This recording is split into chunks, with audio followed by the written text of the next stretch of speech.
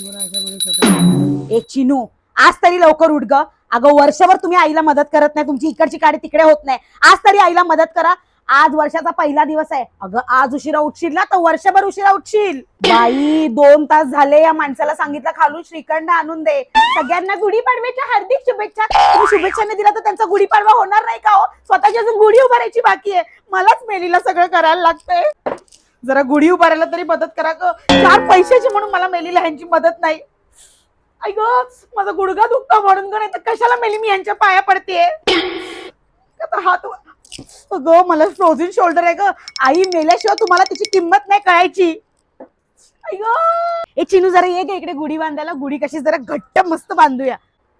हो आले. बाई लोकांच्या गुढ्या उतरला तरी आमची गुढी लागायची की नाही काय माहित बाई. आई आहे ना करायला.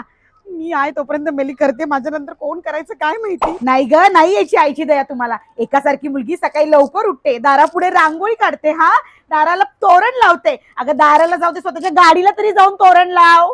ती पण आठवण मीच करायची. सांग कामे आणि हो नामे अशी आमची गत आहे. अगं ती गाडी जरा धू, त्याला पूस, मग त्याला हार घाल.